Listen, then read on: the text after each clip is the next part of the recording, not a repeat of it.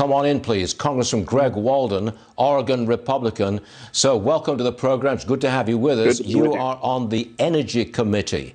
What's your take on oil at $20 a barrel? Can't we do something about this? I mean, Saudi Arabia is supposed to be our ally. Can't we elbow them to do something here? Well, I think we can, and I think the president will. He's on the phone, obviously, with these leaders. Secretary Pompeo is leaning in. There's a lot that can be done there. There's something we could have done in Congress, too, in this last bill, and that's put cheap oil into the Strategic Petroleum Reserve. We had $3 billion set up to do that. That would have helped the oil patch. Unfortunately, that got nixed in the process. But at least we're not selling expensive oil out of the SPRO at reduced prices. We did get that stopped, but we should have been adding oil into it.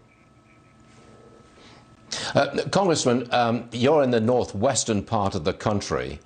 Would it be true to say that we're beginning to see the light at the end of the tunnel, especially in Washington State and Seattle? I understand that the rate of transmission is beginning to slow down. I think it's too early to tell. I think we have to see what happens now that we're expanding testing. And I want to give a big shout out to Dr. Hahn at the FDA and the whole Trump administration for moving these emergency use authorities so that companies like Abbott can now have 50,000 tests into the market by the end of this week or thereabouts that can give a result in 5 minutes.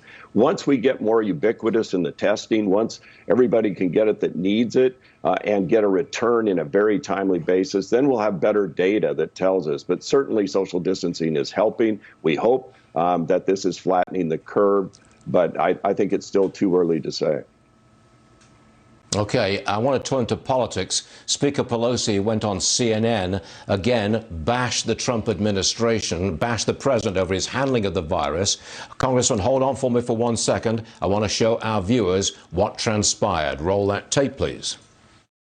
The president, his denial at the beginning was deadly. His delaying of getting equipment to where it continues, his delay in getting equipment to where it's needed is deadly. But as the president fiddles, people are dying.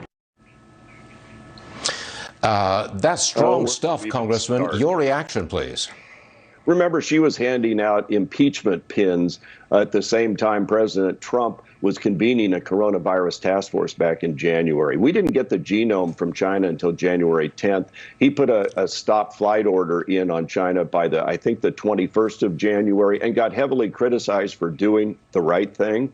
He's been leading all the way along. And look, I chaired the Energy and Commerce Committee. We wrote the Pandemic All Hazard Preparedness Act. We were asking for hearings, and the Democrats wouldn't do it. Look, we got to focus on the immediate now. What is it that we can do that will help people, save lives, get the equipment out there? And I think the president has used every authority effectively. And with Dr. Fauci and Dr. Birx right around him, they're doing a good job in a very difficult environment. I even heard former HHS Secretary Donna Shalala not a few weeks ago say, look, I had HHS. This is stuff I'm going to criticize. And so I think that sort of ad hominem attack by Speaker Pelosi is not appropriate, it's not accurate, it's not necessary, and it's not helpful.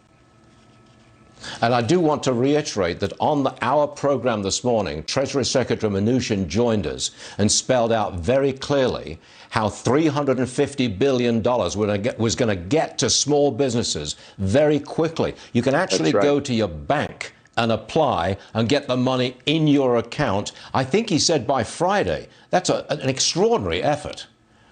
It is, Stuart. It's a Herculean effort. I was with Secretary Mnuchin and the president in the Oval Office on Friday when he signed the bill. And Secretary Mnuchin said then, I'm going to make this happen. I'm going to throw everything I can at it because, I was a small business owner with my wife for 21 years. We were in the radio business. I understand small business. This is a very helpful package, and you will be able to go to your lender. It's a 7A SBA loan, 100% backed. And if you keep your workforce on, that loan will be forgiven in large measure. And that's money being pumped out real fast, with more to come, maybe. Congressman Greg Walden, thank you very much for being with us, sir. Really appreciate it. Good to be with you.